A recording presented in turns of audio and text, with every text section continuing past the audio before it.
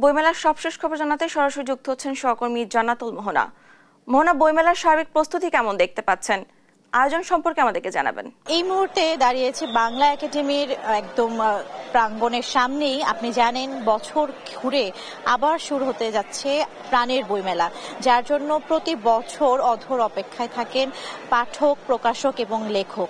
আপনাদেরকে জানাতে চাই এই মুহূর্তে বইমেলা প্রাঙ্গণে আমরা নিরাপত্তার চাদরে ঢেকে থাকতে দেখছি, কেননা আর কিছুক্ষণ পরে বইমেলায় প্রবেশ করবেন প্রধান উপদেষ্টা ডক্টর মোহাম্মদ ইউনূস, এবং তার সাথে আমরা জানি যে সেখান থেকে যুক্ত হবেন সংস্কৃতি বিষয়ক উপদেষ্টা মোস্তফা সরওয়ার ফারুকী, এবং এছাড়াও আমরা দেখতে পেয়েছি লেখক, প্রকাশক সহ অনেকেই কিছুক্ষণের আগেই বইমেলার ভেতরে প্রবেশ করেছেন। এবং বাংলা একাডেমির যে গেটটি, অর্থাৎ আমরা জানি যে প্রতি বছরই বইমেলার বাংলা একাডেমি এবং সোহরাওয়ার্দী উদ্যান দুইটা অংশ জুড়েই বইমেলার হয়ে থাকে, এবং সেই দুই অংশের মধ্যে প্রধান উপদেষ্টা বইমেলা উদ্বোধন করতে প্রবেশ করবেন বাংলা একাডেমির যে গেট সেখানে নিরাপত্তার চাদরে পুরো ঢেকে দেওয়া হচ্ছে। আমরা আইন শৃঙ্খলা বাহিনীকে শক্ত অবস্থানে দেখছি, তারা শক্ত অবস্থানে আছেন এবং সকল প্রকার নিরাপত্তা নিশ্চিতে তারা কাজ করে যাবেন বলে জানিয়েছেন।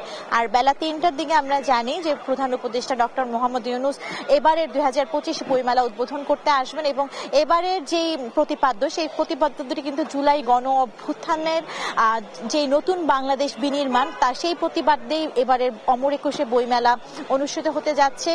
লাল সাদা কালোর যে একটি সংমিশ্রণ আমরা দেখেছি, যে রক্তাক্ত জুলাই পার করে দিয়ে যে আমাদের এই পর্যন্ত আসতে হয়েছে নতুন বাংলাদেশ বিনির্মাণের জন্য, নতুন স্বপ্ন যারা দেখছে তাদের স্বপ্নকে প্রতিফলিত করার জন্যই কিন্তু এবারের এই আয়োজন এবং এবারের বিশেষ আয়োজন। এবং আমরা দেখতে পাচ্ছি যে বইমেলা জুড়ে প্রতি জায়গায় যে পোস্টার, সেই পোস্টারগুলোতে জুলাইয়ের যেই জুলাই গণ অভ্যুত্থানের ছবি অবস্থান করছে, এবং জুলাই গণ অভ্যুত্থান জুড়ে যে পোস্টার বা তাদেরকে স্বীকৃতি দেওয়ার জন্য বা সেই স্বীকৃতি না ঠিক সেই সময়কে স্মরণ করার জন্য বা স্মৃতিকে তাজা রাখার জন্য কিন্তু এবারের সেই থিমে জুলাই অমর একুশে বইমেলাকে সাজানো হয়েছে। সেই ঘিরে এখন পর্যন্ত আমরা বইমেলার ভেতরে প্রবেশ করতে পারিনি। প্রধান উপদেষ্টা ডক্টর মোহাম্মদ ইউনূস যখন উদ্বোধন করবেন, এরপরেই হয়তো আমাদের সেই সুযোগটি হবে বইমেলার প্রবেশ করার। তো সেই পর্যন্ত